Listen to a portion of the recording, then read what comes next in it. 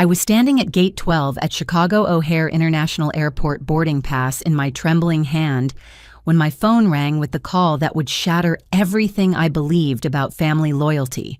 My father's voice cut through the terminal noise like a knife through my heart as he delivered the most devastating blow of my 28 years on this earth.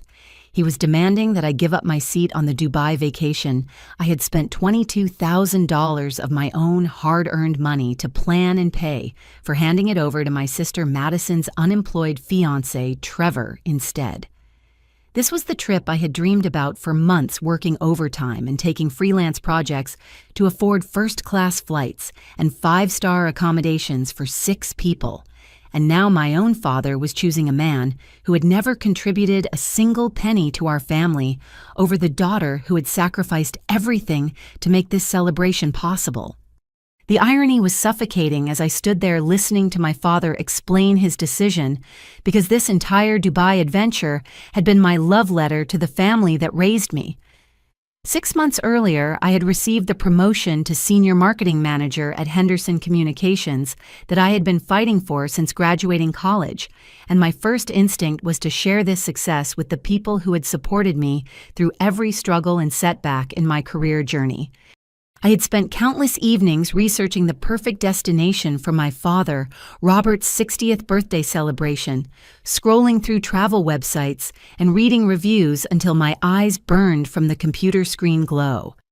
Dubai emerged as the ideal choice because it offered luxury experiences that none of us had ever imagined possible, from the iconic Burj Al Arab Hotel with its gold-plated fixtures and helicopter landing pad to private desert safaris under star-filled Arabian skies.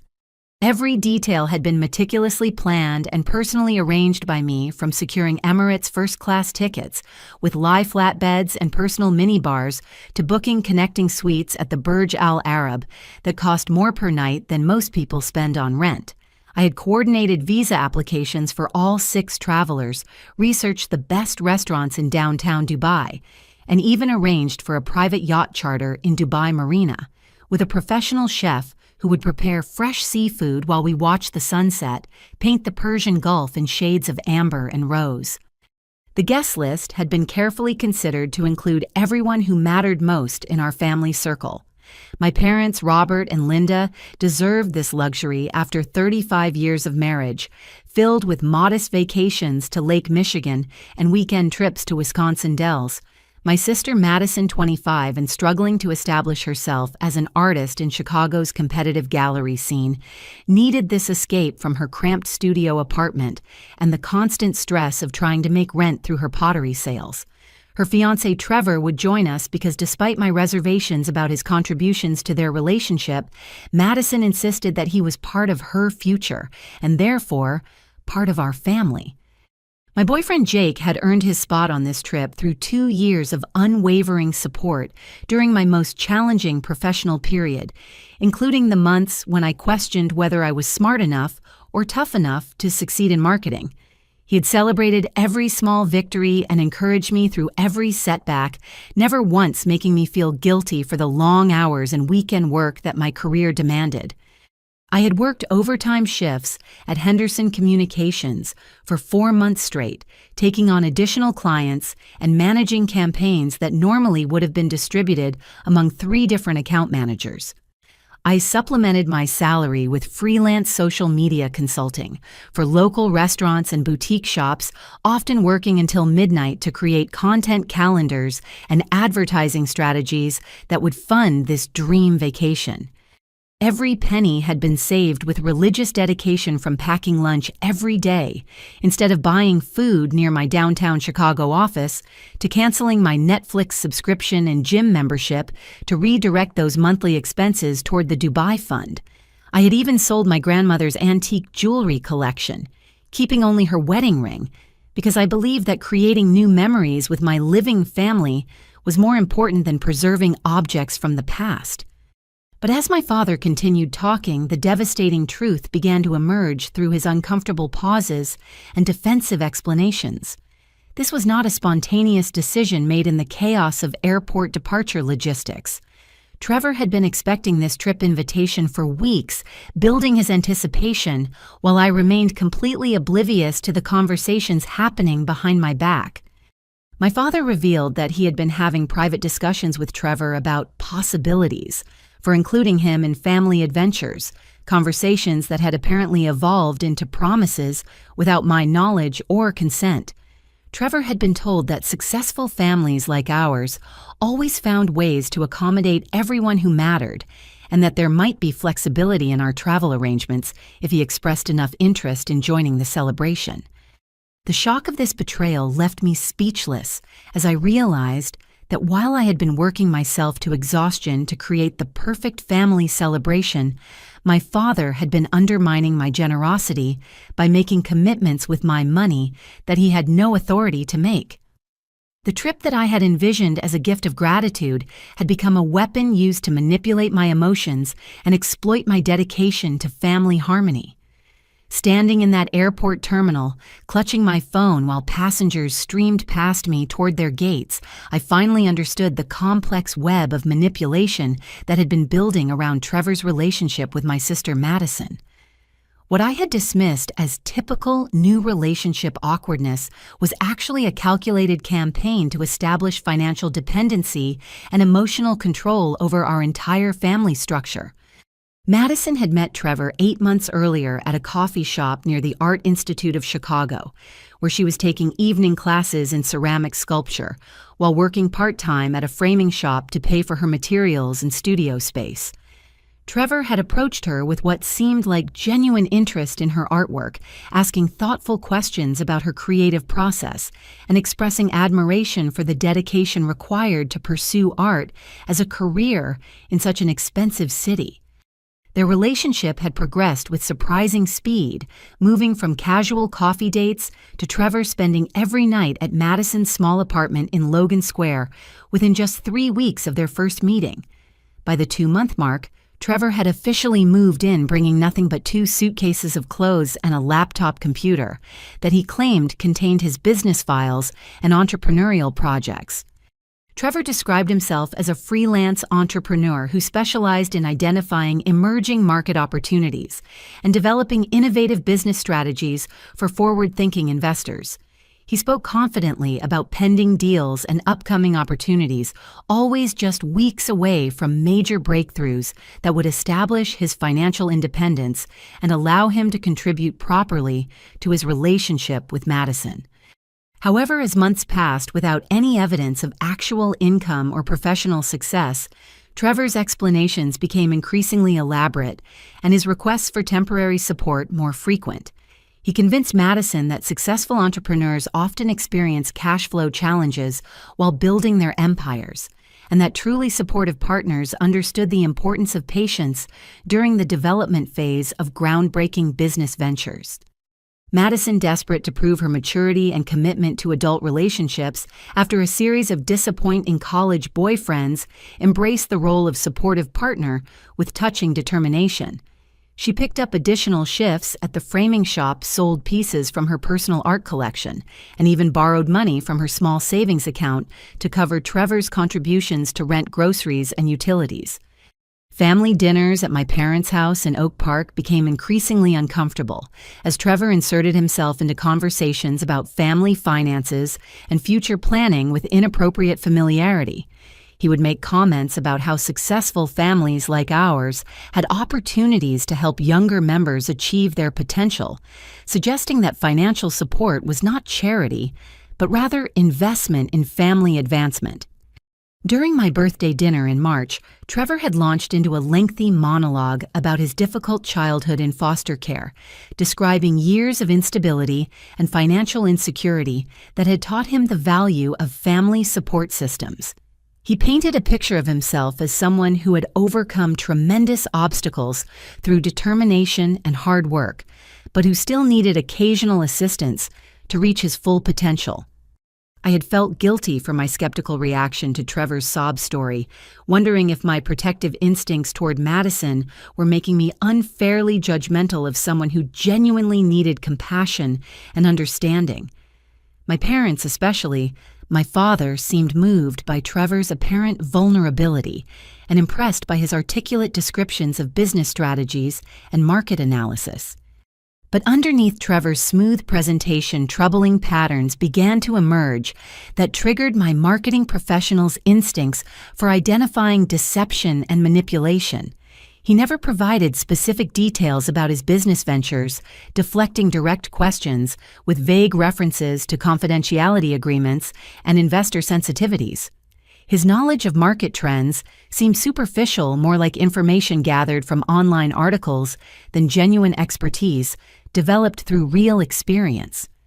Most concerning was Trevor's systematic collection of information about our family's financial situation and personal dynamics.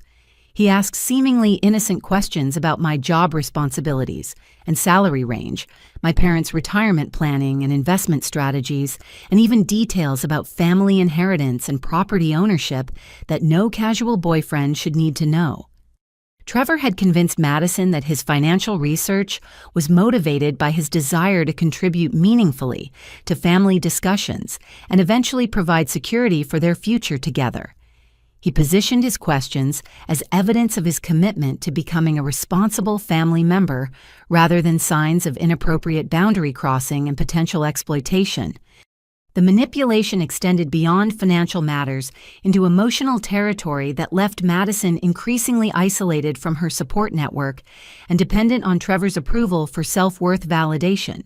He would praise her artistic talent while subtly undermining her confidence in her ability to succeed independently, suggesting that her art was beautiful, but perhaps too specialized for commercial success without proper business guidance and marketing expertise. Trevor had gradually convinced Madison that her family, particularly her successful older sister, did not fully appreciate her artistic gifts or understand the challenges facing creative professionals in competitive markets. He positioned himself as her primary advocate and protector, the only person who truly understood her potential and supported her dreams without judgment or conditions. As I processed my father's phone call in the airport terminal, I realized that Trevor's campaign to establish himself as an essential family member had been far more sophisticated and dangerous than any of us had recognized.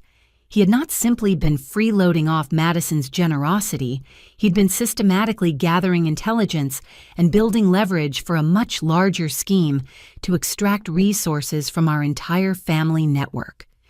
The automatic doors of Terminal 3 slid open with a mechanical whisper as Madison and Trevor approached our departure gate, their rolling luggage creating a rhythmic clicking against the polished floor tiles. Madison's face displayed the nervous excitement typical of someone embarking on their first international adventure, while Trevor's expression carried the entitled confidence of someone who believed he deserved luxury experiences without earning them. I watched them approach with a growing sense of dread, knowing that the conversation we were about to have would permanently alter the relationships that had defined my adult life. Jake stood beside me, his hand resting protectively on my shoulder as he sensed the tension radiating from my rigid posture and clenched jaw. My parents had arrived 30 minutes earlier, my mother Linda looking confused and distressed, while my father Robert avoided direct eye contact with me, his guilty demeanor confirming that he understood the magnitude of the betrayal he was orchestrating. The boarding announcement for our Emirates flight echoed through the gate area, reminding us all that this confrontation had a definite timeline and would conclude with either resolution or devastation. Madison reached our small group first, her smile faltering as she noticed the strained atmosphere and my obviously upset emotional state. Trevor followed slightly behind, carrying himself with the swagger of someone who believed he had already won a contest that the rest of us were just beginning to understand. "Ashley, what's wrong?" Madison asked, her voice carrying genuine concern, mixed with defensive anticipation. "Dad said there might be some confusion about the travel arrangements, but everything is going to work out fine, right?" The question hung in the air like smoke from an extinguished candle, creating a moment of silence that felt charged with electricity. I looked at each family member in turn, searching their faces for some sign of support or understanding, but finding only uncomfortable avoidance and misplaced loyalty. Madison, there are 6 seats on this airplane and 6 hotel reservations in Dubai. I said, my voice steady despite the emotional tornado spinning inside my chest. I planned and paid for this trip for our parents, you, me, Jake, and Trevor. But apparently, Dad has decided that Trevor should take my seat instead. Trevor immediately stepped forward, his practiced charm switching on like a theatrical spotlight as he prepared to deliver what was clearly a rehearsed performance. Ashley, I completely understand your surprise, and I want you to know how much I appreciate everything you've done to make this incredible experience possible for all of us. His tone was perfectly calibrated to sound reasonable and grateful, while simultaneously positioning himself as the reasonable party in an unreasonable situation. The truth is, this kind of family bonding experience means everything to Madison, and I know how important it is for couples to share these milestone moments together. Real families always find ways to support each other through challenges and make sure everyone feels included in the love and celebration. The manipulation in his words was so transparent that I felt insulted by his assumption that I would be swayed by such obvious emotional blackmail. But looking at my parents' faces, I realized that Trevor's strategy was working exactly as he had planned, appealing to their desire for family harmony while making me appear selfish for insisting on boundaries and fairness. Robert finally found the courage to meet my eyes, his expression carrying the weight of a man who knew he was making a terrible mistake, but felt trapped by commitments he should never have made. Ashley, sweetheart, I know this is difficult and unexpected, but Madison will be absolutely heartbroken if Trevor cannot come with us. You're strong enough to handle this kind of disappointment, but your sister is more fragile and needs our support right now. The words hit me like a physical blow, not just because of their inherent unfairness, but because they revealed how completely my father had been manipulated into viewing Trevor as a victim who deserved protection, rather than an opportunist who was exploiting our family's generosity. My strength, which had been developed through years of hard work and perseverance, was now being used as justification for treating me unfairly. Dad, I've spent $22,000 of my own money on this trip. I said, my voice rising despite my efforts to maintain dignity in this public setting. I've worked overtime for months to afford these reservations. I've planned every detail of this vacation as a gift to celebrate your birthday and our family. How can you possibly think it's acceptable to give my seat to someone who has never contributed anything to this family? Linda finally spoke, her voice shaking with emotions that seemed to include both anger and fear. Robert, you never told me about any conversations with Trevor about joining this trip, and you definitely never mentioned borrowing money to pay for additional expenses. The silence that followed my mother's words was deafening, broken only by the ambient noise of airport announcements and rolling luggage. Robert's face went pale as he realized that his secret financial arrangements were about to be exposed in front of the entire family. I had to make some adjustments to accommodate Trevor's travel needs, Robert said quietly, his defensive tone confirming Linda's worst suspicions. I took a small loan against the house to cover his airline upgrade and some additional hotel expenses. I was planning to discuss it with you after we returned from the trip. The shock on Linda's face was matched by my own horror as I realized that Trevor's manipulation had extended far beyond freeloading into actual financial fraud that put my parents' retirement security at risk. A $10,000 loan against their home equity to fund a stranger's luxury vacation was not just inappropriate, it was potentially catastrophic for their financial stability. Madison stood frozen between Trevor and the rest of us, her excitement about the trip dissolving into confusion and embarrassment as she began to understand that her fiancé had orchestrated this entire situation without her knowledge or consent. The fairy tale vacation she had been anticipating was revealing itself as the product of manipulation and deception. Trevor, sensing that the conversation was shifting away from his control, attempted to regain the initiative with another burst of practiced sincerity. "I never asked anyone to go into debt for my sake," he said, his voice carrying just the right note of wounded innocence.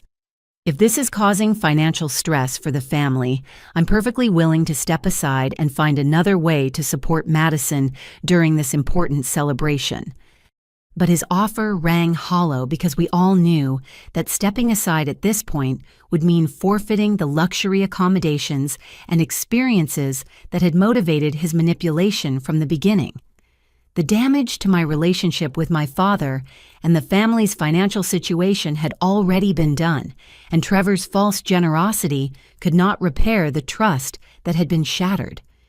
As the final boarding announcement echoed through the terminal, I realized that this moment would define not just our family dynamics going forward, but also my own understanding of self-respect and the boundaries I was willing to maintain even when they cost me everything I had worked to achieve.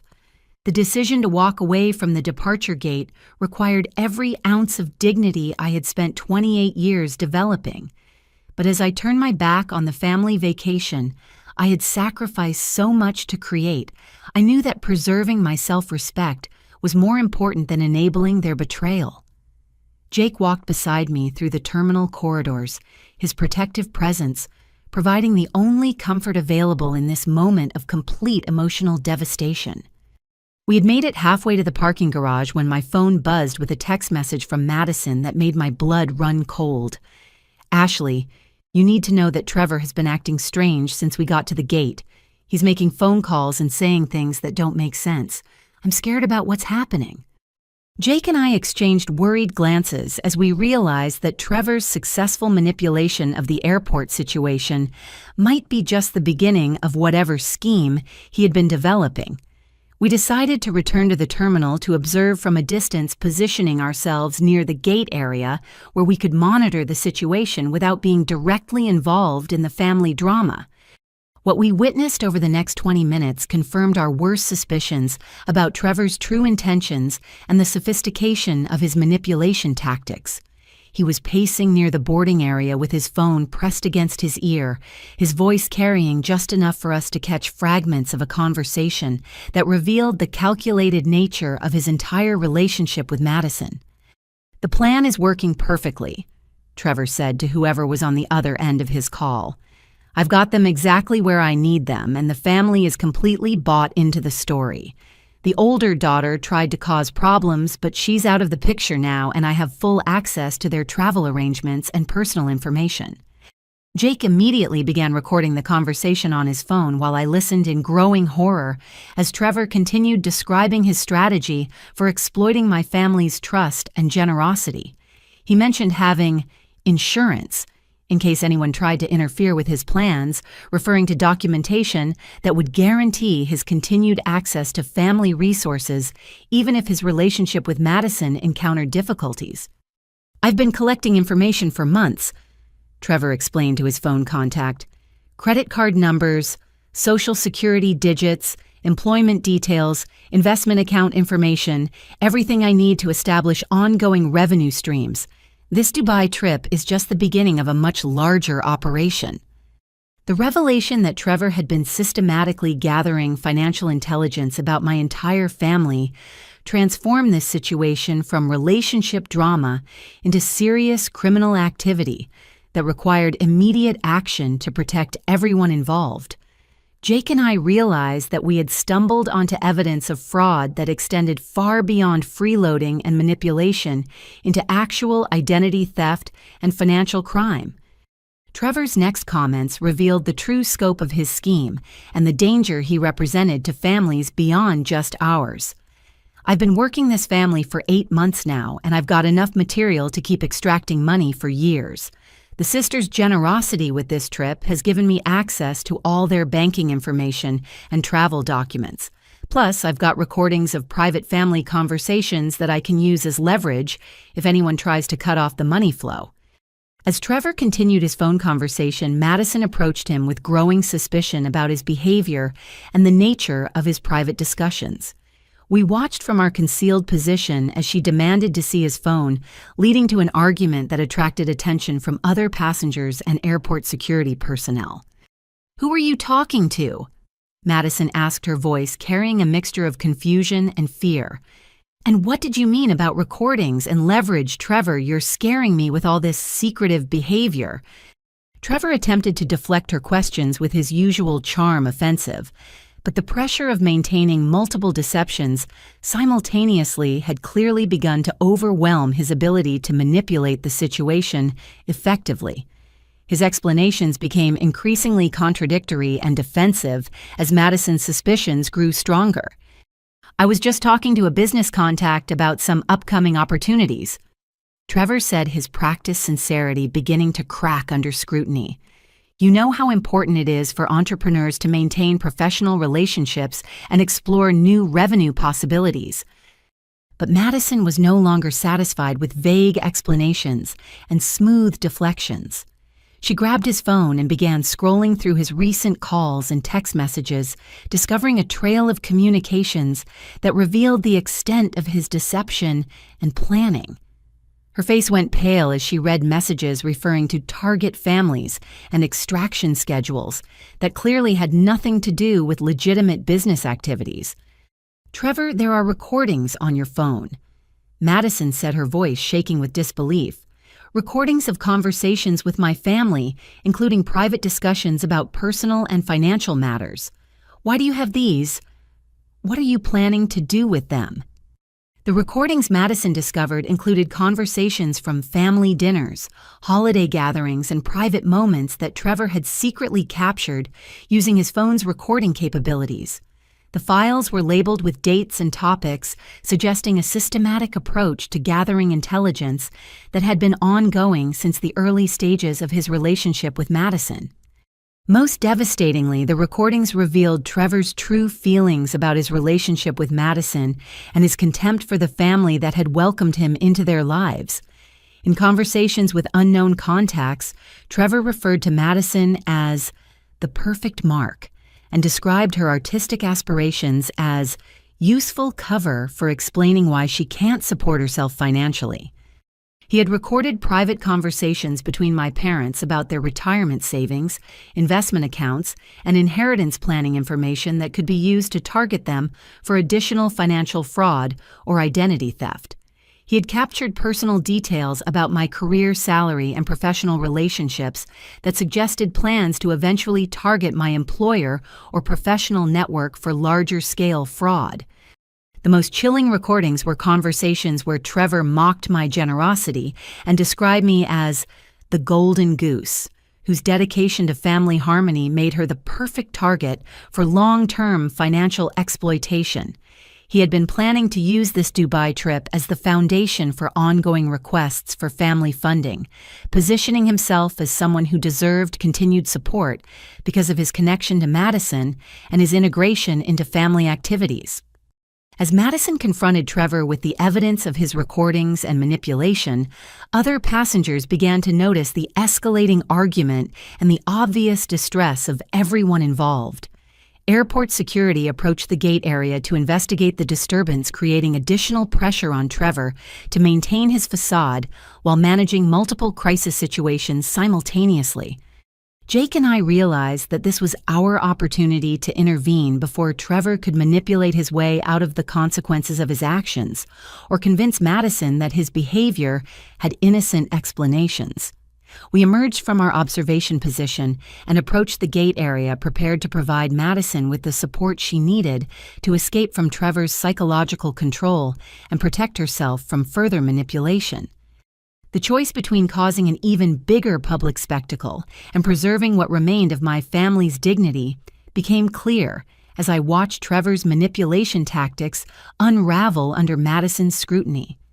Rather than escalate the confrontation further, I made the conscious decision to remove myself from the toxic situation while maintaining control over the travel arrangements that remained legally and financially under my authority. Every hotel reservation, restaurant booking, and activity coordination was registered under my name and required my identification and credit card information to access. Trevor might have manipulated his way onto the airplane, but he would discover that securing a seat was only the first step in a luxury vacation that required ongoing authorization from the person who had planned and funded every detail. Jake and I collected our luggage and began the long walk back through the terminal toward the parking garage, each step representing a choice to prioritize self-respect over family harmony. The weight of $22,000 in lost expenses felt less crushing than the weight of enabling Trevor's manipulation and rewarding my father's betrayal with compliance and acceptance. "I know this is incredibly difficult," Jake said as we navigated through the crowded terminal corridors, "but I think you're making the right choice by refusing to participate in this dysfunction. Sometimes the most loving thing you can do for people is refuse to enable their poor decisions." As we reached the parking garage, Jake pulled out his phone and showed me a collection of photos and voice recordings he had been discreetly gathering over the past several weeks. His background in corporate security had taught him to recognize patterns of behavior that suggested potential fraud or manipulation, and Trevor's actions had triggered enough red flags to warrant documentation. "I've been watching Trevor's behavior at family gatherings," Jake explained, scrolling through time-stamped evidence on his phone screen.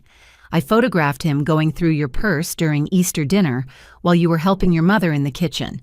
I recorded him making phone calls about upcoming opportunities with wealthy connections when he thought everyone was distracted by television." The evidence Jake had collected painted a picture of systematic intelligence gathering that had been occurring for months without any family member recognizing the threat. Photos showed Trevor photographing family documents that had been left on kitchen counters, including bank statements, insurance papers, and tax documents that contained sensitive financial information. Voice recordings captured Trevor making calls where he discussed establishing trust with target families and maximizing extraction potential through relationship-based manipulation. His conversations revealed a level of planning and coordination that suggested professional-level fraud experience rather than opportunistic freeloading. I suspected Trevor was planning something bigger than just taking advantage of Madison's generosity, Jake continued as we drove out of the airport parking structure. These patterns match techniques used in romance scams and family exploitation schemes that target middle-class families with accessible assets and trusting personalities. The drive home through Chicago's evening traffic gave us time to process the magnitude of what had just occurred and begin planning our response to Trevor's criminal activities. Jake's security background provided valuable insight into the legal steps needed to protect my family from further exploitation and ensure that Trevor faced consequences for his fraudulent behavior. "We need to contact the FBI's Financial Crimes Division." Jake said, his professional experience evident in his systematic approach to the situation. "Romance scams that cross state lines and involve identity theft fall under federal jurisdiction, especially when there's evidence of coordinated criminal activity." As we reached my apartment in Lincoln Park, the reality of the evening's events began to settle into my consciousness with the weight of a collapsed building.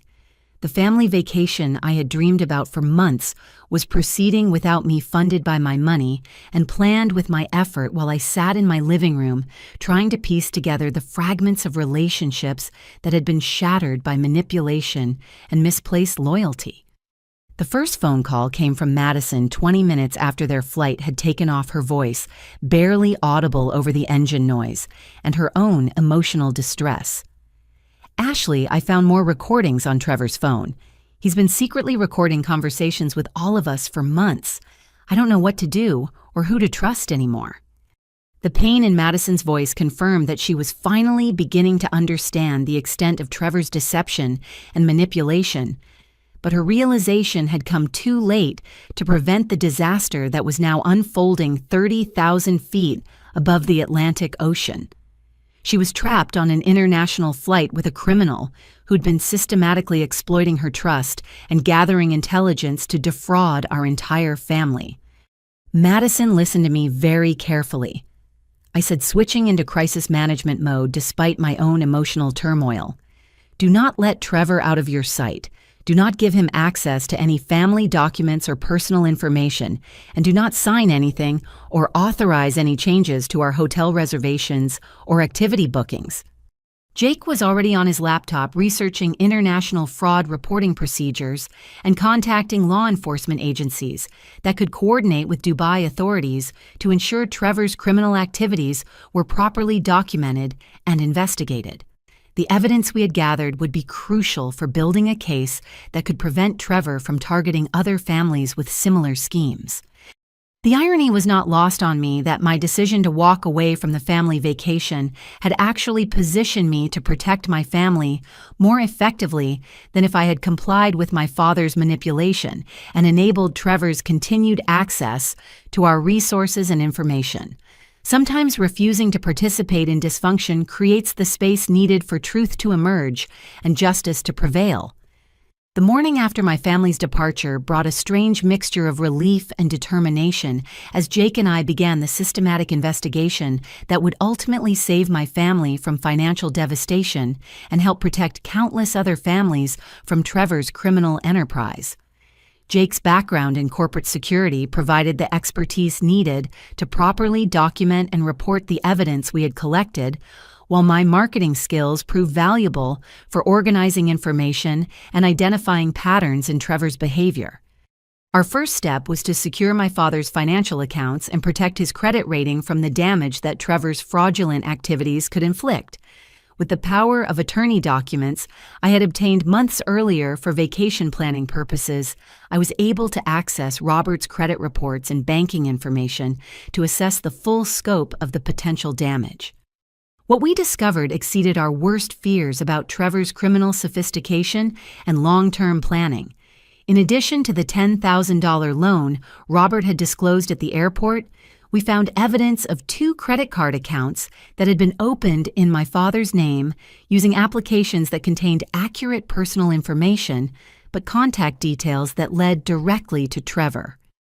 The fraudulent applications had been submitted over the past 3 months using a combination of information Trevor had gathered during family dinners and documents he had photographed during his visits to my parents' house. His systematic approach to identity theft demonstrated professional-level experience with financial fraud that suggested a criminal background far more extensive than simple relationship manipulation.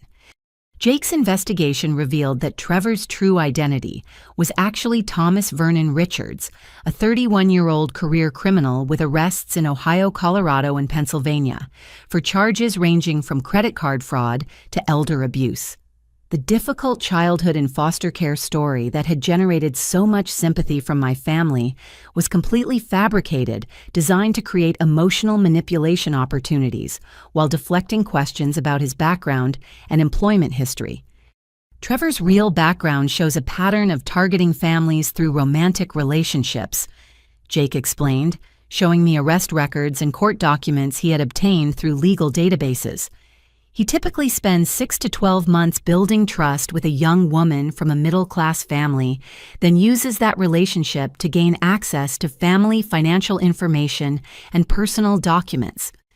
The most disturbing discovery was evidence that Trevor had been researching my employment at Henderson Communications and gathering information about my professional responsibilities and client relationships. Documents on his laptop suggested plans to eventually approach my employer with fraudulent business proposals or attempt to manipulate my professional contacts for financial gain. He's been building profiles on all of your family members. Jake continued scrolling through files that contained detailed financial information, personal schedules, and social relationships. This level of planning suggests he was preparing for a long-term fraud operation that could have cost your family hundreds of thousands of dollars over several years. While we worked to secure my family's financial information and document Trevor's criminal activities, disturbing reports began arriving from Dubai that confirmed our fears about his behavior during the luxury vacation I had funded. The Burj Al Arab Hotel management called me directly when Trevor attempted to authorize additional charges and room upgrades using forged family authorization documents. Mr. Richards presented documents claiming to have authorization from the account holder to approve additional services. The hotel manager explained during our international phone call. However, the signatures and formatting appeared suspicious, so we contacted you directly to verify the authenticity of these requests. The forged documents Trevor had presented to the hotel included fake letters of authorization, bearing my forged signature, and fictitious family power of attorney agreements that would have given him complete control over all vacation expenses and accommodations. His attempt to manipulate the hotel's luxury services revealed the audacious scope of his criminal ambitions and his willingness to commit fraud on an international scale. Hotel security had become involved when Trevor became aggressive and threatening towards staff members who questioned his authorization documents, creating the kind of public disturbance that attracts attention from local law enforcement agencies. The incident report documented Trevor's hostile behavior and provided additional evidence of his criminal mindset when his manipulation tactics failed to achieve desired results. Meanwhile, Madison's phone calls from Dubai painted a picture of escalating chaos as Trevor's true personality emerged under the stress of his failed fraud attempts and the family's growing awareness of his deception. Without the protection of familiar surroundings and established manipulation routines, Trevor was struggling to maintain the charming facade that had enabled his access to our family's trust and resources. He's been screaming at hotel staff and embarrassing our entire family, Madison reported during one of her tearful phone calls. Dad and Mom are horrified by his behavior, and I'm starting to understand that everything about our relationship has been a lie designed to take advantage of my family's generosity. The reports from Dubai confirmed that Trevor's manipulation had been entirely dependent on maintaining control over information and circumstances skills that proved ineffective when confronted with professional security procedures and international fraud prevention protocols. His criminal enterprise was unraveling precisely because he had overestimated his ability to manipulate luxury service providers and underestimated the sophistication of international fraud detection systems. Jake and I realized that Trevor's arrest was inevitable, given the evidence we had gathered and the international nature of his fraudulent activities. Our focus shifted to ensuring that all of his victims, including families from his previous scams, would have the information needed to pursue justice and recover their stolen assets. We need to coordinate with the FBI's white-collar crime division, Jake advised, organizing the evidence files we had compiled. This case involves interstate fraud, identity theft, and international criminal activity that requires federal investigation and prosecution. The investigation we had begun as a desperate attempt to protect my family was evolving into a comprehensive effort to dismantle a criminal operation that had been targeting American families for years. Trevor's sophisticated manipulation tactics and systematic approach to relationship-based fraud represented a threat that extended far beyond our personal situation into a public safety issue requiring coordinated law enforcement response. The international phone calls from Dubai began arriving at increasingly frequent intervals as Trevor's criminal behavior escalated beyond mere financial fraud into public disturbances that attracted the attention of hotel security, local police, and international fraud investigators. Each conversation with hotel management or family members revealed new layers of Trevor's deception and provided additional evidence for the criminal case building against him. The Burj Al Arab's head of security contacted me directly when Trevor's attempts to manipulate hotel services evolved from forged authorization documents to actual theft of guest property from other hotel rooms. Surveillance footage had captured Trevor using a cloned key card to access rooms registered under different names, removing jewelry and electronic devices that he apparently intended to sell through online marketplaces. Mr. Richards has been systematically targeting high-value guest rooms during cleaning periods when housekeeping staff are distracted, the security director explained during our video conference call. We have documented evidence of theft, fraud, and aggressive behavior toward our staff members that violates both hotel policies and UAE federal laws regarding guest conduct and criminal activity. The stolen items included designer watches, jewelry, and personal electronics that Trevor had been photographing and listing for sale on international auction websites using fake seller accounts registered under various aliases. His theft operation demonstrated the same systematic approach and professional planning that had characterized his manipulation of my family's trust and resources. Hotel management had initially attempted to handle Trevor's behavior through internal disciplinary procedures, hoping to avoid negative publicity and maintain the luxury atmosphere that attracted their international clientele. However, Trevor's escalating aggression and increasingly bold criminal activities had made police involvement inevitable. Mr. Richards became verbally abusive and physically threatening when confronted about the unauthorized charges and theft allegations. The security director continued. Our staff members felt unsafe, and several guests complained about his disruptive behavior in public areas of the hotel. The situation had deteriorated further when Trevor attempted to use my father's credit card information to book an expensive yacht charter in Dubai Marina without authorization from either Robert or the credit card company. The yacht charter company's fraud prevention systems had triggered alerts that resulted in immediate contact with Dubai police and international banking security departments.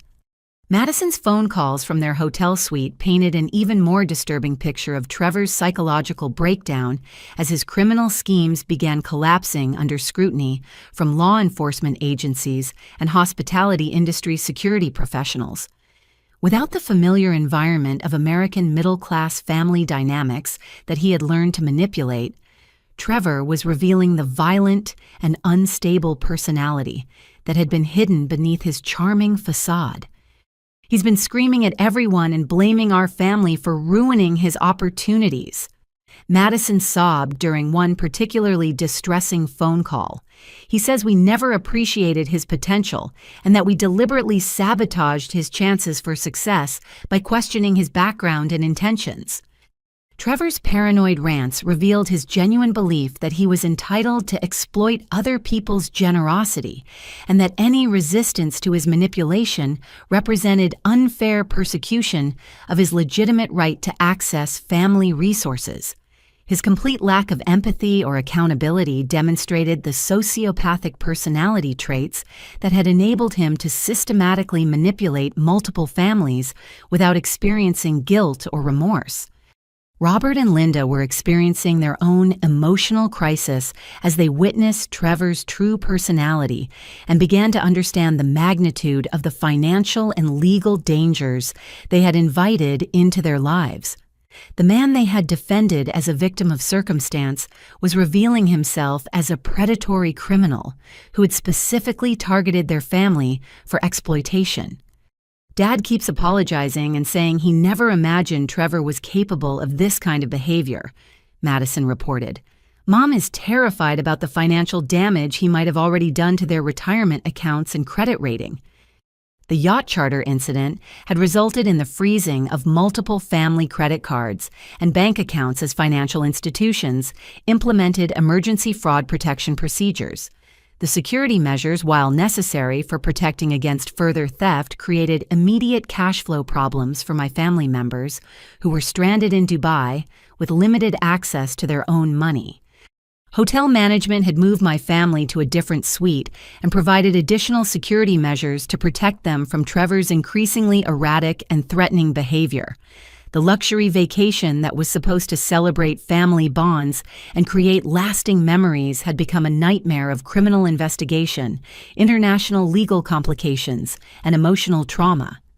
Dubai police had begun their own investigation into Trevor's activities, working in coordination with American law enforcement agencies to build a comprehensive case that would ensure appropriate prosecution and punishment.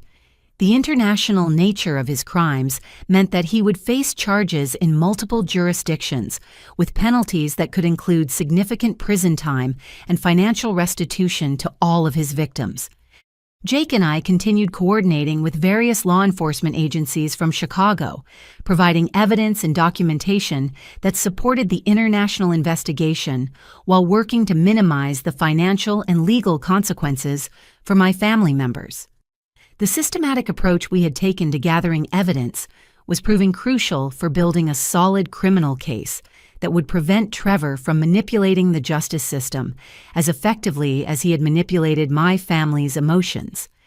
The irony was becoming clear that my decision to walk away from the Dubai trip had not only protected me from direct involvement in Trevor's criminal activities, but had also positioned me to provide the most effective assistance to law enforcement agencies and family members who needed support during this crisis. Sometimes the most powerful action is the refusal to participate in dysfunction, creating space for truth to emerge and justice to prevail. The comprehensive background investigation Jake and I had initiated revealed connections between Trevor's criminal activities and a sophisticated network of romance scam artists operating across multiple states targeting middle-class American families through carefully orchestrated relationship-based fraud schemes. Working with a private investigator Jake had contacted through his corporate security network, we began uncovering evidence that Trevor's manipulation of my family was part of a much larger criminal enterprise. The private investigator Sarah Chen specialized in romance scam investigations and had been tracking similar cases across the Midwest for the past 3 years. Her database contained information about dozens of families who'd been targeted by criminals using techniques nearly identical to Trevor's systematic approach to relationship manipulation and financial exploitation. Trevor Richards has been operating under multiple identities across at least 5 different states, Sarah explained during our meeting at her downtown Chicago office. He typically spends 8 to 12 months building trust with a target family, then extracts as much money as possible before moving on to the next opportunity. The evidence Sarah had collected included social media profiles Trevor maintained under various names, documenting his relationships with different women and their families, while sharing strategies and techniques with other scam artists through private online forums. The posts revealed a disturbing level of coordination and professional development within the romance scam community. Most shocking was Trevor's detailed documentation of his manipulation techniques, including psychological profiles he had created for each family member and step-by-step plans for extracting maximum financial benefit from their relationships. The files contained intimate details about family dynamics, personal insecurities, and financial vulnerabilities that he had gathered through months of careful observation and conversation. He's been treating your family like a research project.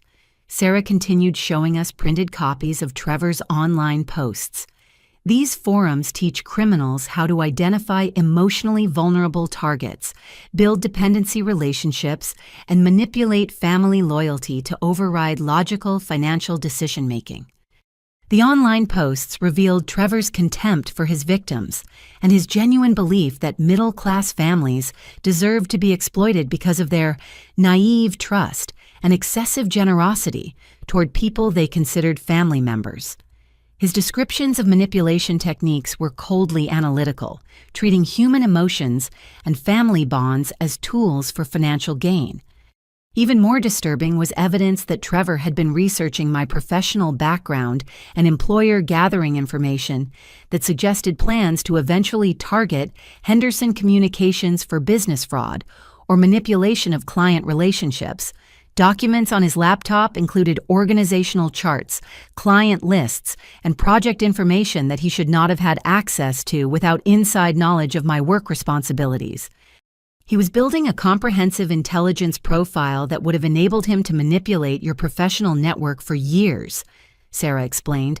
This level of planning suggests he was preparing for a long-term fraud operation that could have destroyed your career, as well as your family's financial security. The investigation also revealed that Trevor had outstanding warrants for his arrest in Colorado, where he had defrauded a previous girlfriend's family out of $30,000 through a fake business emergency scheme.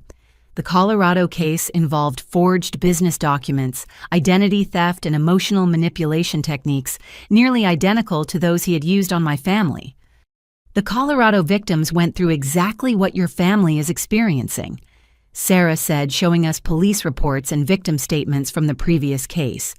Trevor convinced the girlfriend that her family was obligated to help fund his business venture, then used their financial information to commit credit card fraud and identity theft. The Colorado investigation had been stalled because Trevor had disappeared before arrest warrants could be served, leaving behind a trail of financial damage and emotional trauma that had taken the victim family months to resolve. The evidence we were providing would enable law enforcement agencies to connect multiple cases and build a comprehensive prosecution that would prevent Trevor from continuing his criminal activities. Jake's corporate security background proved invaluable for organizing the evidence in formats that would be most useful for law enforcement agencies and prosecutors building criminal cases.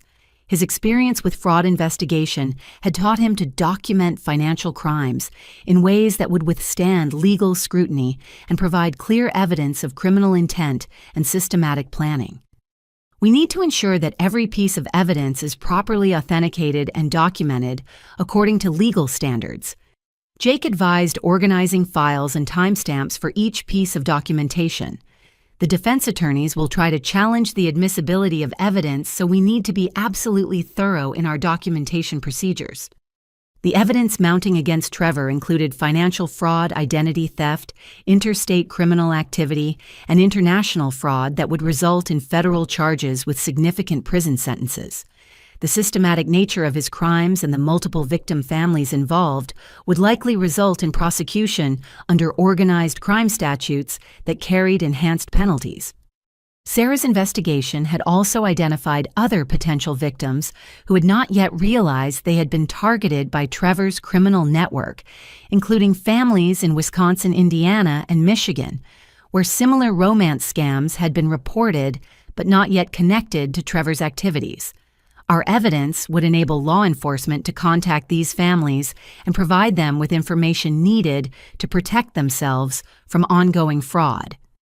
The FBI's White-Collar Crime Division has been looking for exactly this kind of comprehensive evidence to build a case against this fraud network, Sarah explained. Your documentation and Jake's security expertise have provided the missing pieces needed to connect multiple cases and identify the full scope of their criminal enterprise.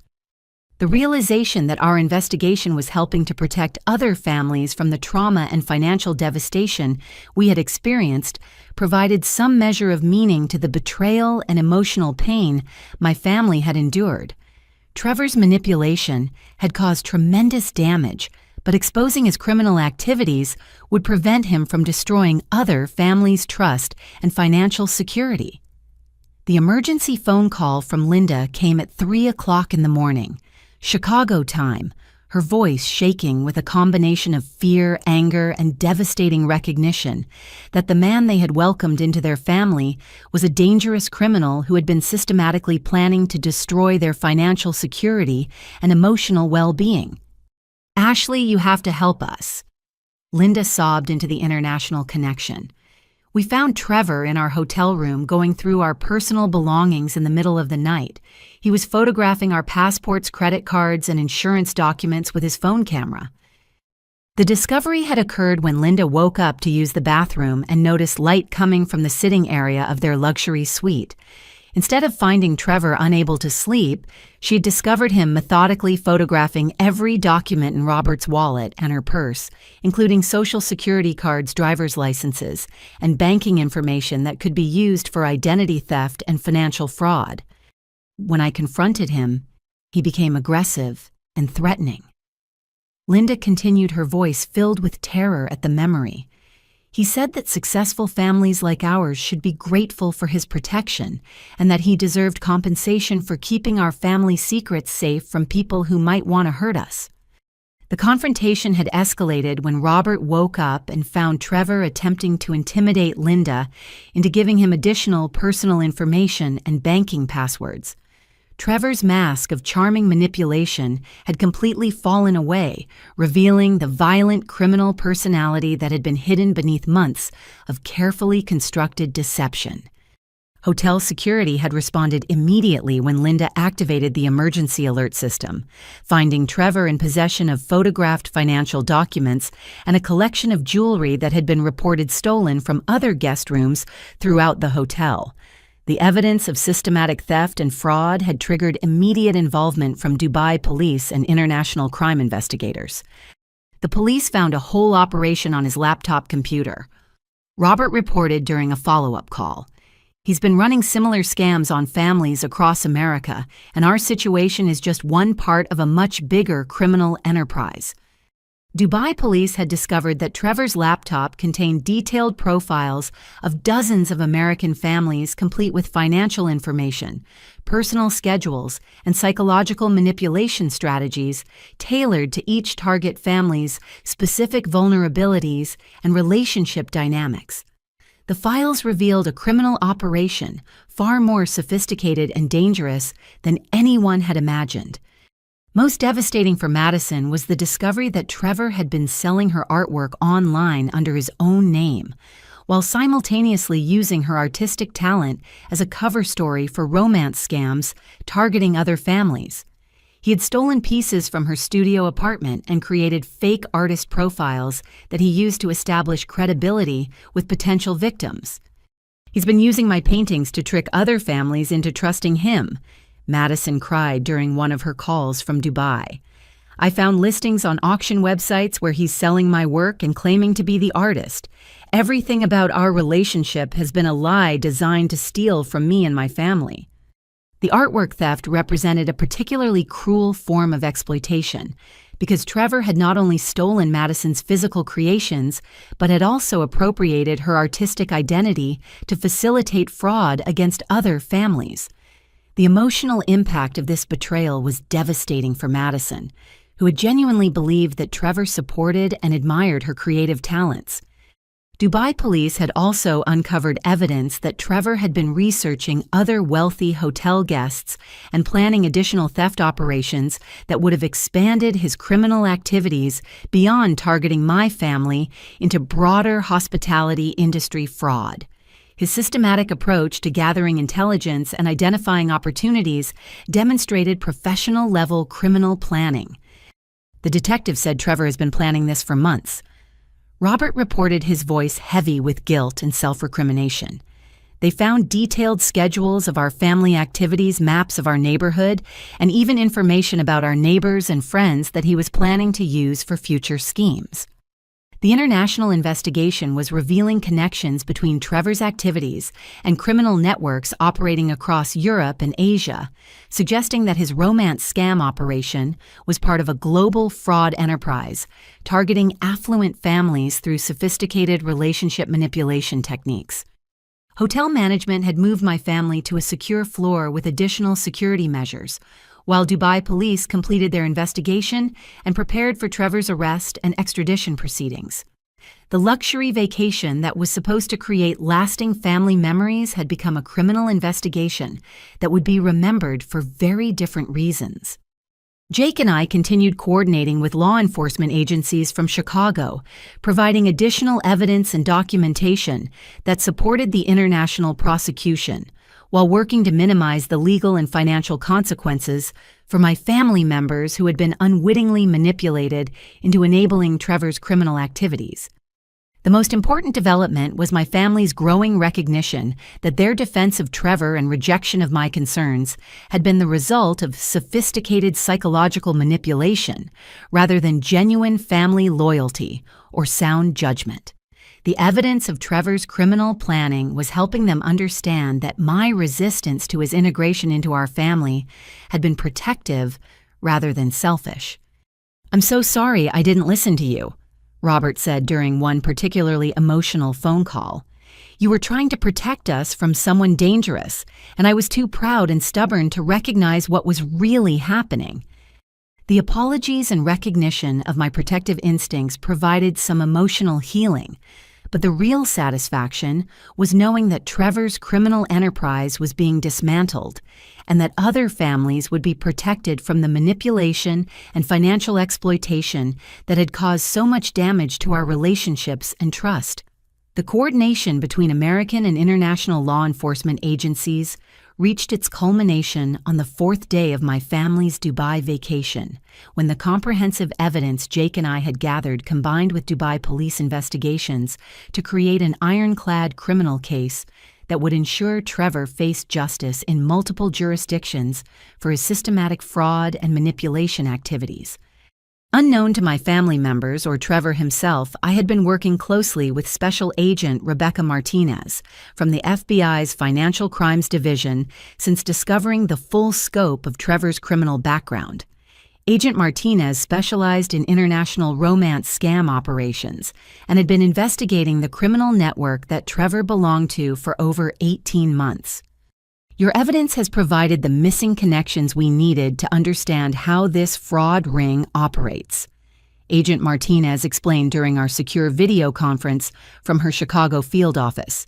Trevor Richards is a significant target, but he's also the key to dismantling a much larger criminal enterprise that has been targeting American families for years. The FBI had been coordinating with Interpol and Dubai's Economic Security Department to monitor Trevor's activities throughout the vacation, allowing him enough freedom to commit additional crimes that would strengthen the criminal case while ensuring that my family remained safe from physical harm or further financial exploitation. We've been documenting everything Trevor has done since arriving in Dubai, Agent Martinez continued.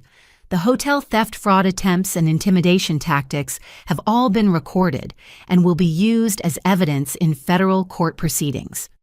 The moment Trevor made his extortion threats against my family, demanding money to disappear quietly and threatening to expose family secrets he triggered a coordinated response that had been planned and rehearsed by law enforcement agencies in both countries. Dubai police officers, accompanied by FBI liaisons and hotel security personnel, arrived at the Burj Al Arab with arrest warrants, extradition papers, and seizure orders for all of Trevor's electronic devices and personal property.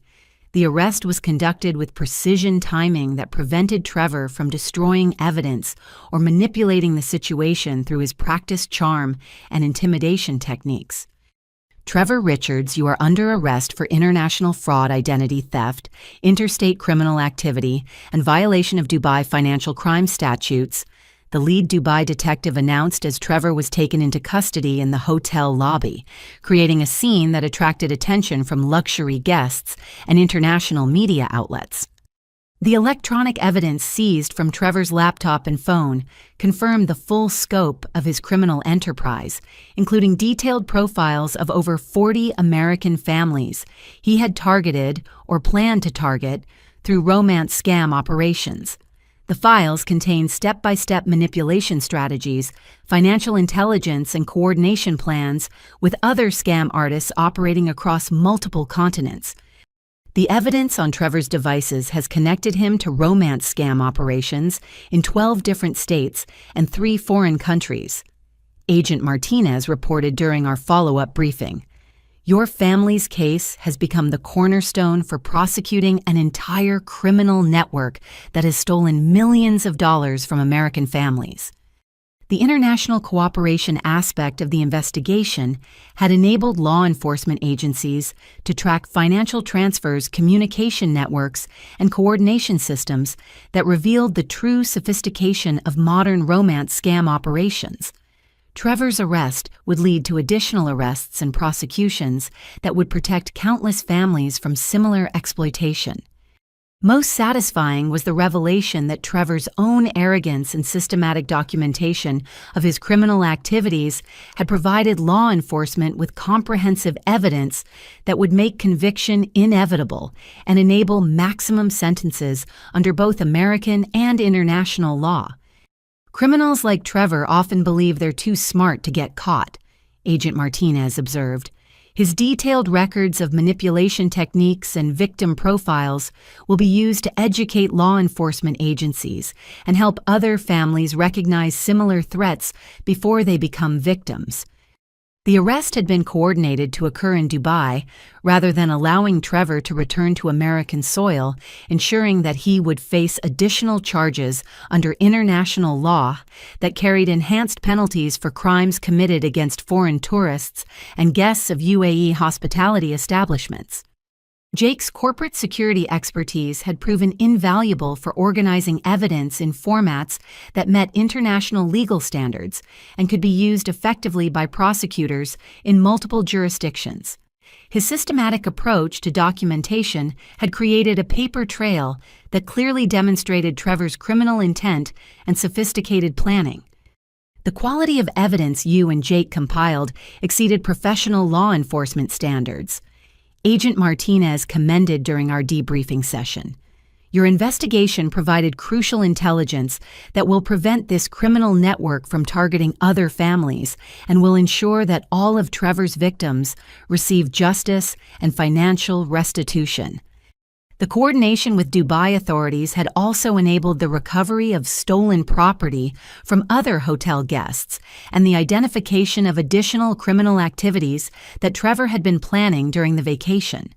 His systematic theft operation had been more extensive than initially discovered, involving multiple hotels and tourist locations throughout Dubai. International media coverage of Trevor's arrest and the broader criminal network investigation had attracted attention from law enforcement agencies in other countries where similar romance scam operations had been reported but not yet prosecuted. The evidence we provided was enabling international cooperation efforts that would protect families worldwide. Your decision to walk away from the family vacation and investigate Trevor's background independently created the opportunity for this successful prosecution, Agent Martinez concluded.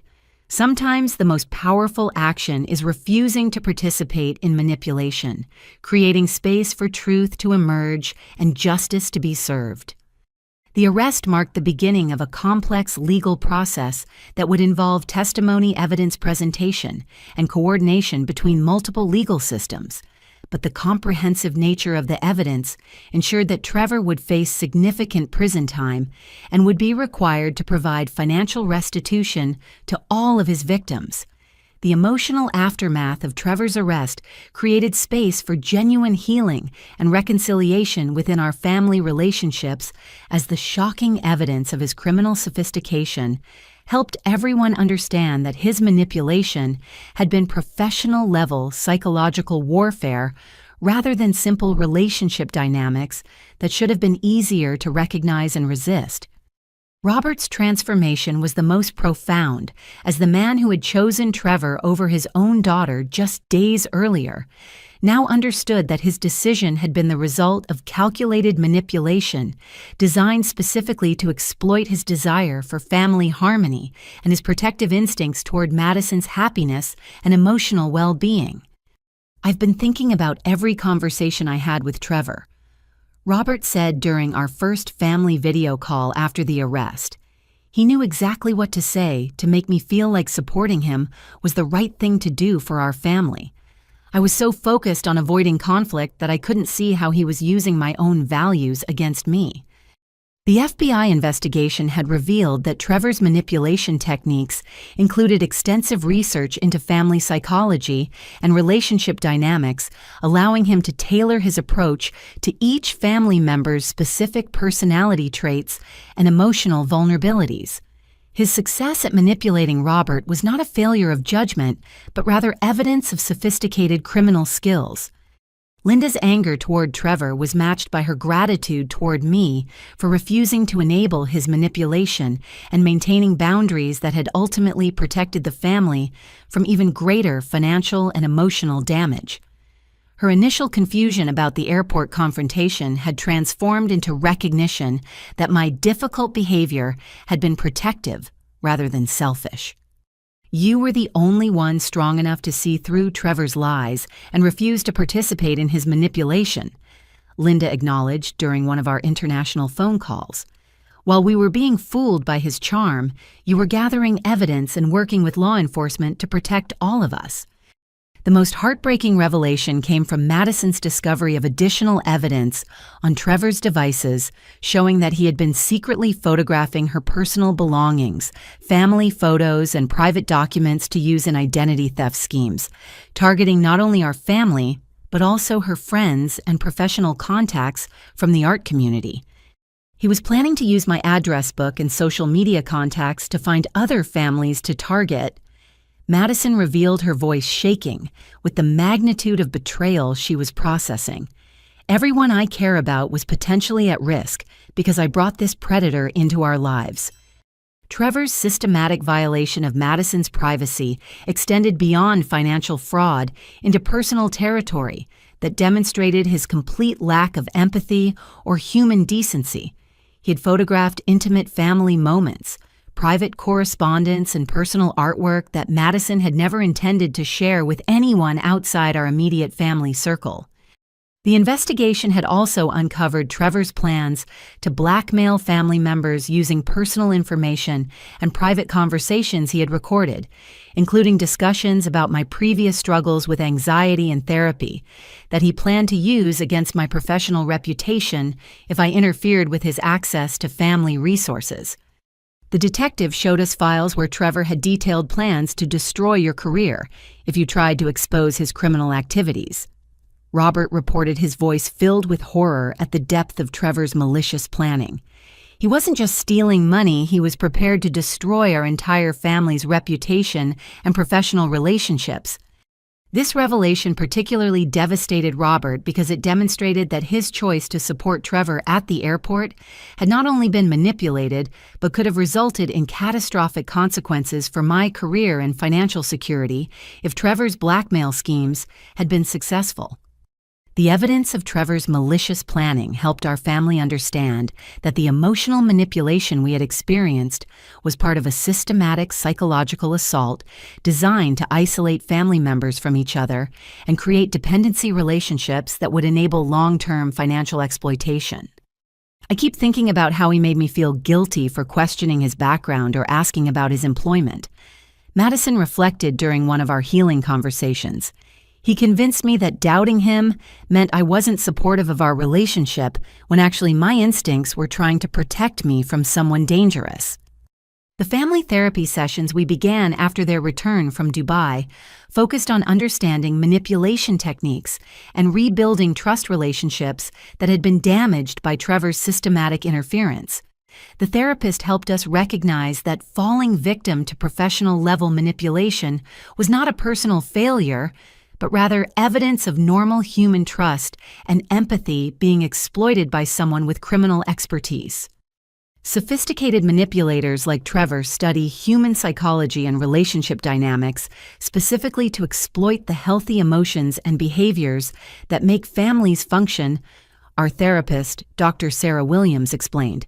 Your family's willingness to trust and support each other was actually a strength that Trevor weaponized for criminal purposes. The healing process involved not only processing the trauma of betrayal, but also celebrating the family bonds and values that had ultimately enabled our survival and recovery.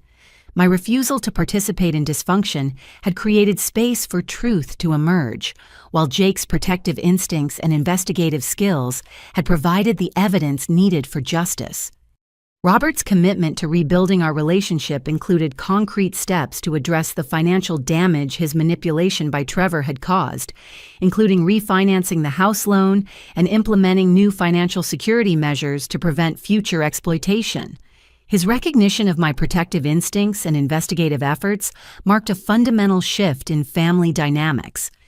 I'm proud of you for having the courage to stand up for what was right, even when it meant standing against your own family, Robert said during one particularly emotional conversation.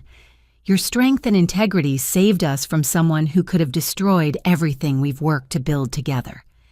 The comprehensive investigation into Trevor's criminal activities revealed layers of betrayal that extended far beyond financial fraud into the systematic theft and exploitation of Madison's artistic identity and creative work, transforming her from a victim of romance manipulation into a survivor whose experience would ultimately strengthen her artistic voice and professional independence.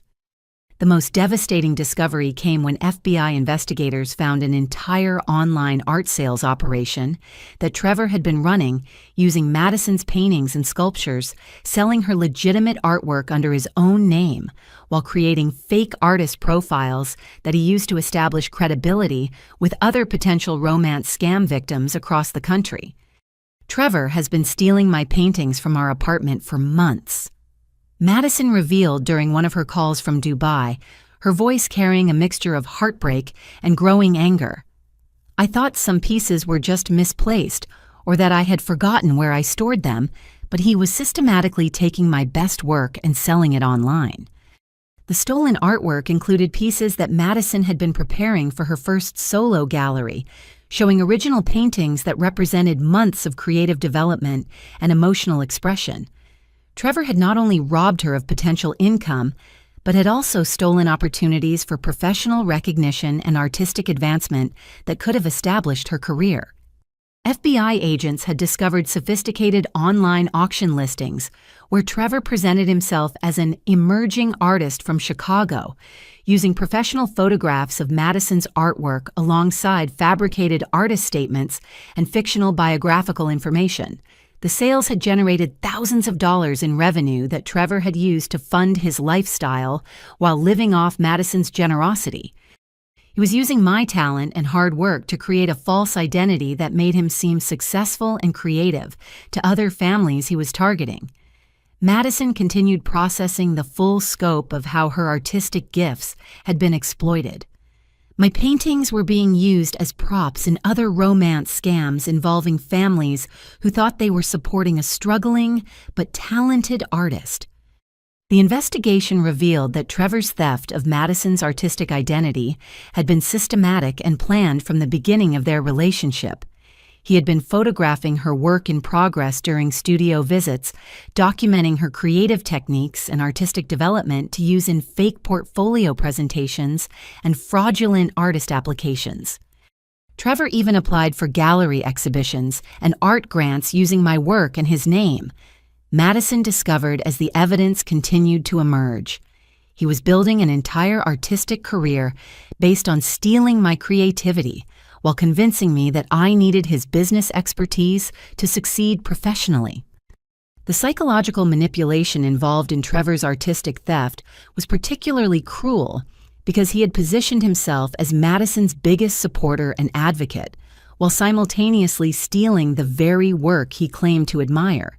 His encouragement of her artistic development had actually been intelligence gathering for his fraud operations. Madison's processing of this betrayal was complicated by her recognition that Trevor's presence in her life had systematically undermined her confidence and independence in ways she was only beginning to understand. He had convinced her that her artistic vision was too specialized for commercial success and that she needed his guidance to navigate the business aspects of creative careers. I realize now that Trevor was deliberately making me doubt my abilities and depend on his approval for validation. Madison reflected during one of our family therapy sessions. He would praise my talent while subtly suggesting that I wasn't strong enough or business savvy enough to succeed without his protection and guidance. The evidence of Trevor's systematic manipulation helped Madison understand that her struggles with self-confidence and creative direction had been artificially created by someone who benefited from her dependence and vulnerability. Her natural artistic instincts and professional capabilities had been intact all along, masked by psychological manipulation designed to maintain control. The recovery of her stolen artwork through the FBI investigation provided Madison with an unexpected opportunity to see her work through objective eyes as law enforcement agents and gallery professionals involved in the case praised the quality and originality of pieces she had begun to doubt under Trevor's influence. The FBI art crime specialist said my paintings showed remarkable technical skill and emotional depth. Madison reported her voice carrying surprise at receiving unbiased professional validation. She said Trevor was specifically targeting me because my work was good enough to fool gallery professionals and art collectors. The realization that Trevor had chosen her as a victim precisely because of her artistic talent rather than despite it provided Madison with a foundation for rebuilding her creative confidence and professional ambitions. His theft was actually evidence of her abilities rather than confirmation of her inadequacies. Madison's transformation accelerated as she began channeling her experience with manipulation and betrayal into powerful new artistic work that explored themes of psychological abuse, identity theft, and survival. The trauma that Trevor had inflicted became raw material for creative expression that resonated with gallery visitors and art critics. I'm creating a series called Stolen Identity that uses my experience with Trevor to explore how manipulative relationships can steal not just money and possessions, but also creativity and self-worth. Madison explained as she began planning her recovery and artistic renaissance. The gallery showing that would eventually emerge from Madison's healing process would establish her as an important voice in contemporary art, dealing with psychological trauma and recovery, transforming her victimization into a platform for helping other people recognize and escape similar manipulation. Her relationship with our family was also transforming as she learned to value independence and critical thinking over the false harmony that had made her vulnerable to Trevor's manipulation. The sister who had once defended her abuser was becoming an advocate for other victims and a source of strength for family members processing their own healing. I understand now that real love means protecting people from those who would harm them, even when that protection feels uncomfortable or creates conflict, Madison said during one of our reconciliation conversations. Ashley was trying to save me from someone dangerous, and I should have trusted her instincts instead of defending someone who was exploiting my emotions.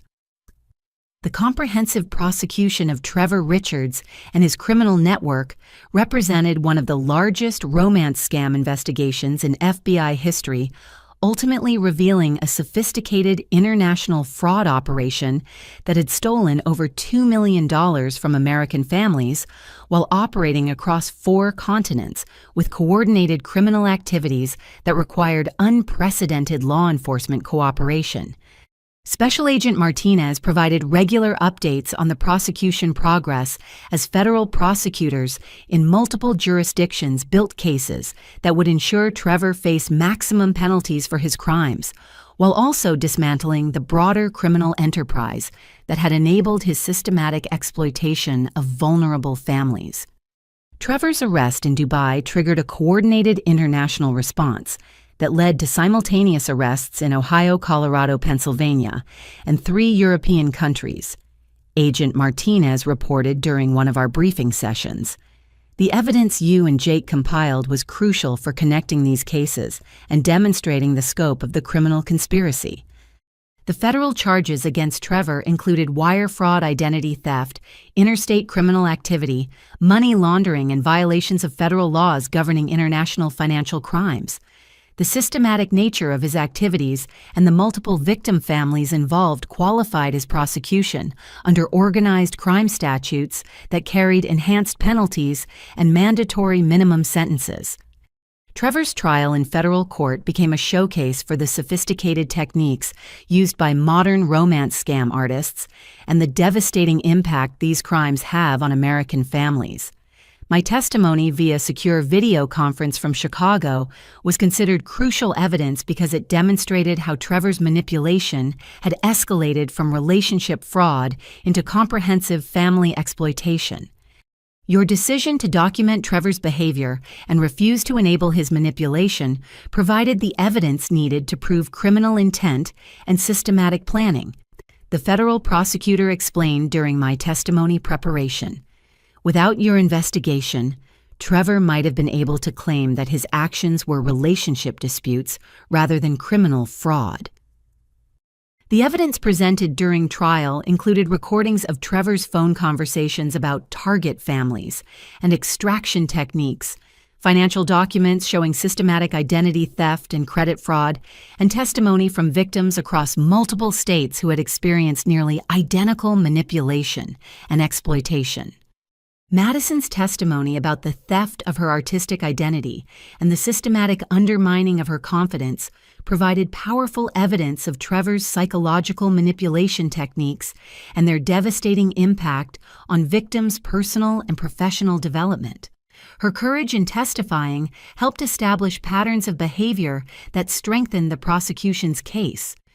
Madison's testimony demonstrated that Trevor's crimes extended beyond financial fraud into identity theft and psychological abuse that caused lasting damage to victims' careers and personal relationships, Agent Martinez observed.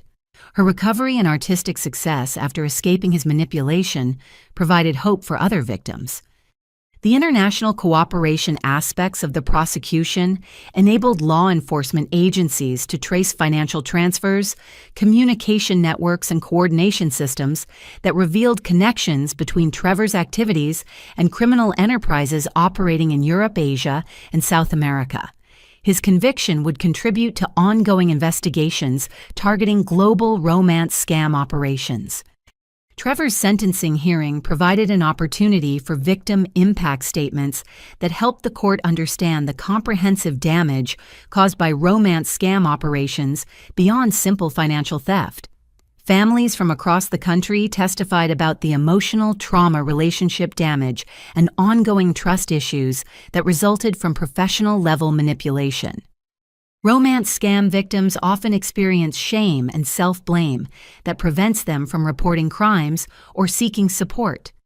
The Victim Services Coordinator explained during the sentencing phase, "Your family's willingness to pursue prosecution and share your experience has encouraged other victims to come forward and seek justice." The final sentence imposed on Trevor included 12 years in federal prison restitution payments to all identified victims and lifetime registration as a financial crimes offender that would prevent him from accessing certain financial services and employment opportunities after his release. The severity of the sentence reflected the court's recognition of romance scam crimes as serious threats to family security and social trust. This sentence sends a clear message that romance scam crimes will be prosecuted to the full extent of federal law. The presiding judge stated during the sentencing hearing, "These criminals target the fundamental human needs for love and family connection, causing damage that extends far beyond financial loss." The asset forfeiture proceedings enabled the recovery of stolen money and property that was distributed among Trevor's victims, including families who had been unaware they were targets until the FBI investigation revealed the scope of his criminal activities. The financial recovery process provided some measure of justice for families whose savings and security had been compromised. Media coverage of Trevor's prosecution and the broader romance scam investigation attracted national attention to the growing threat these crimes represent for American families, leading to increased funding for law enforcement training and victim support services. Our family's experience became part of educational programs designed to help other families recognize manipulation techniques. Your family's courage in pursuing this investigation has contributed to protecting countless other families from similar victimization, Agent Martinez concluded as the legal proceedings reached their conclusion. The evidence you gathered and the prosecution you supported have made communities across America safer from these sophisticated criminal operations. The completion of Trevor's prosecution marked the end of a legal process that had begun with my decision to walk away from family manipulation and investigate suspicious behavior, demonstrating that individual courage and systematic evidence gathering can provide powerful tools for seeking justice and protecting communities from criminal exploitation. 6 months after Trevor's conviction and sentencing, our family had not only recovered from the financial and emotional damage he had inflicted, but had emerged stronger and more united than we had been before his manipulation drove temporary wedges between us. The healing process had revealed the fundamental strength of our relationships and created opportunities for growth that none of us could have anticipated during the darkest moments of betrayal and legal proceedings. My decision to channel the experience into positive action resulted in the creation of Family Shield, a nonprofit organization dedicated to educating American families about romance scam techniques and providing resources for victims of relationship-based financial fraud. The organization combined my marketing expertise with insights gained from our painful experience to create educational programs that could help other families recognize manipulation before it caused devastating damage. Family Shield has already helped over 300 families identify potential romance scams and protect themselves from financial exploitation. I reported during our 6-month family celebration dinner at the same Oak Park restaurant, where Trevor had first begun gathering intelligence about our family dynamics and financial situation. The nonprofit's educational seminars attracted audiences from church groups, community organizations, and family service agencies across the Chicago metropolitan area, providing practical information about manipulation techniques while offering emotional support for families processing their own experiences with relationship-based fraud. My professional reputation at Henderson Communications had actually been enhanced rather than damaged by the experience, as my colleagues and clients recognized the courage and investigative skills I had demonstrated while protecting my family from criminal exploitation. The crisis management and systematic problem-solving abilities I had developed during the investigation translated into improved performance in client campaigns and strategic planning projects. The Trevor situation showed everyone at work that you have incredible strength and judgment under pressure, Jake observed as we reflected on the unexpected professional benefits that had emerged from our ordeal. Your promotion to regional marketing director was partly based on the leadership qualities you demonstrated during the family crisis. Madison's artistic career had experienced a remarkable renaissance as she channeled her healing process into powerful creative work that resonated with gallery audiences and art critics throughout the Chicago cultural community. Her Stolen Identity series had become one of the most talked-about exhibitions in the city's contemporary art scene, establishing her as an important voice addressing psychological trauma and recovery.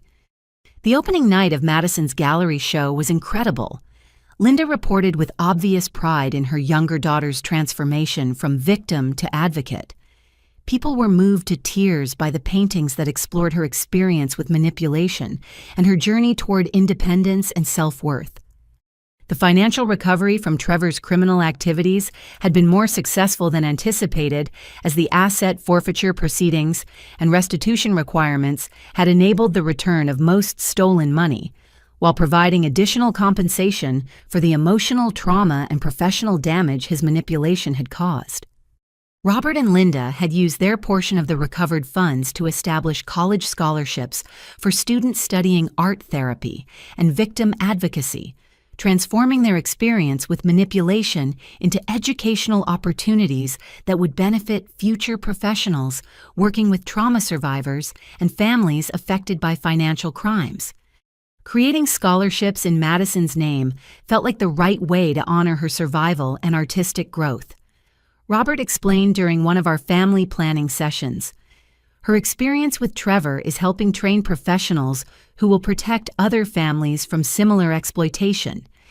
The family therapy sessions that had begun during our healing process had evolved into ongoing monthly meetings that strengthened our communication skills and helped us maintain the healthier relationship dynamics we had developed after recognizing how manipulation had temporarily damaged our trust and understanding. Dr. Williams continued working with our family on a reduced schedule, helping us process ongoing challenges and celebrate milestones in our recovery, while providing tools for recognizing and resisting future manipulation attempts that might target any of our relationships or professional activities. Your family's commitment to healing and growth has been remarkable to witness. Dr. Williams observed during one of our progress evaluation sessions, The trauma you experienced has actually strengthened your relationships and created deeper understanding of healthy family dynamics. Jake's role throughout the crisis had demonstrated the qualities that made him the perfect partner for building a future together, and our relationship had deepened through shared challenges and mutual support during the most difficult period either of us had ever experienced.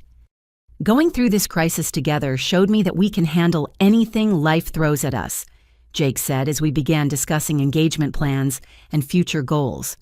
Your courage and integrity during the family emergency made me more committed than ever to building our life together. The community recognition for Family Shield's educational work had attracted attention from national victim advocacy organizations and federal agencies interested in expanding romance scam prevention programs to other regions where similar crimes were targeting vulnerable families. The Department of Justice has asked Family Shield to develop training materials for law enforcement agencies in other states, I announced during our celebration dinner. Our experience with Trevor is becoming part of a national effort to protect American families from romance scam operations. The transformation of our traumatic experience into meaningful work that protected other families provided a sense of purpose and accomplishment that helped heal the emotional wounds Trevor's manipulation had inflicted, while creating positive change that extended far beyond our personal recovery. Exactly 1 year after the airport confrontation that had shattered my understanding of family loyalty, while ultimately saving us all from financial and emotional devastation, Jake and I stood on the observation deck of the Burj Khalifa in Dubai, watching the sun set over the Persian Gulf as we celebrated our engagement in the city, where Trevor's criminal enterprise had finally collapsed under the weight of his own arrogance and manipulation. The Burj Al Arab Hotel management had insisted on hosting our engagement celebration free of charge as their way of honoring the courage and dignity I had demonstrated during the previous year's crisis and expressing their admiration for the positive outcome that had resulted from our family's nightmare experience. Ms. Johnson, your family's story has become legendary among our security and management staff, the hotel general manager explained during our welcome reception. Your decision to walk away from manipulation while maintaining grace under pressure demonstrated the kind of character we hope to see in all our distinguished guests. Madison had arrived 2 days earlier with her new boyfriend David, a fellow artist she had met at a gallery opening where her Stolen Identity series was being exhibited. David's respectful appreciation for Madison's independence and creative talent provided a striking contrast to Trevor's exploitative manipulation and systematic undermining of her confidence. David actually encourages my artistic development and never asks intrusive questions about family finances or tries to insert himself into private family discussions. Madison observed during one of our sisterly conversations, "Having a healthy relationship has helped me understand just how abnormal and dangerous Trevor's behavior really was." Robert and Linda had undergone their own transformation during the year of healing and growth that followed Trevor's conviction, learning to recognize manipulation techniques while developing stronger boundaries around family financial decisions and relationships with potential partners their daughters might bring into the family circle.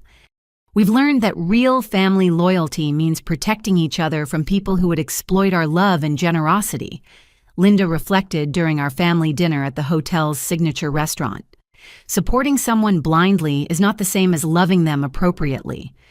The family financial security had been fully restored through the combination of recovered assets, insurance settlements, and improved money management practices that included professional oversight and protection against future fraud attempts. The credit monitoring and identity protection services we had implemented provided ongoing security for all family members. Jake's presentation of the engagement ring occurred as the Dubai skyline transformed into a glittering panorama of lights reflecting off the calm waters of the Arabian Gulf, creating the romantic moment we had both dreamed of during the difficult months of investigation, prosecution, and healing that had tested our relationship and strengthened our commitment to building a future together. Ashley, your courage during the family crisis showed me the kind of woman I want to spend my life with, Jake said, as he knelt on the observation deck surrounded by other tourists who had gathered to witness our engagement moment. You protected everyone you loved, even when it cost you everything you had worked to achieve. The engagement celebration extended through a week of activities that fulfilled my original vision for the perfect family vacation, including private desert safaris, yacht charters in Dubai Marina, and dining experiences at the world's most exclusive restaurants. The luxury vacation that Trevor's manipulation had nearly destroyed became the foundation for celebrating genuine family bonds and future happiness. Our family discussions during the week covered the profound life lessons we had learned through surviving Trevor's manipulation and working together to achieve justice and healing. The experience had taught us that true family loyalty requires protecting each other from harmful people and situations, even when that protection creates temporary conflict or disappointment. I learned that generosity should never come at the cost of self-respect or enabling destructive behavior. I shared during one of our evening conversations on the hotel's private beach. Sometimes the most loving thing you can do for family is refuse to participate in their poor decisions, creating space for them to recognize dangerous situations. The recognition that standing up for principles and maintaining boundaries had ultimately saved our family from much greater damage provided validation for the difficult choice to walk away from the airport gate and investigate Trevor's background rather than enabling his manipulation through compliance and false harmony. Madison's artistic success and emotional healing demonstrated that surviving manipulation and betrayal could become sources of strength and creative inspiration rather than permanent damage to self-worth and professional capabilities. Her gallery exhibitions were attracting national attention and establishing her as an important voice in contemporary art, addressing psychological trauma and recovery. My experience with Trevor taught me that my instincts and judgment are actually quite good when I trust them, instead of doubting myself, because someone claims to know better. Madison reflected. Learning to value my own perspective has made me a stronger artist and a healthier person. Robert's transformation included his commitment to supporting both daughters equally without favoritism or manipulation. From outside influences, recognizing that his protective instincts toward Madison's happiness had been exploited by someone who understood family psychology and used that knowledge for criminal purposes. I learned that avoiding conflict is not the same as maintaining family harmony, Robert acknowledged during our final family dinner in Dubai. Sometimes creating temporary discomfort is necessary to prevent much greater damage to the people you love. The Family Shield nonprofit organization had grown beyond my original vision to become a nationally recognized resource for romance scam education and victim support, providing services that helped hundreds of families recognize manipulation, while offering practical assistance for those recovering from financial and emotional exploitation. The media attention attracted by Trevor's prosecution and our family's advocacy work had led to speaking opportunities, consulting contracts, and partnership agreements that established Family Shield as a sustainable organization, capable of expanding its protective services to communities across America. As our engagement celebration concluded with a sunset cruise through Dubai Marina, I realized that the $22,000 I had lost to Trevor's manipulation was actually a small price to pay for the life lessons, family healing, and meaningful work that had emerged from our traumatic experience. The luxury vacation that had begun as a gesture of gratitude toward family members who had supported my career development had evolved into a celebration of survival justice and genuine love that prioritized protection over enabling and truth over false harmony.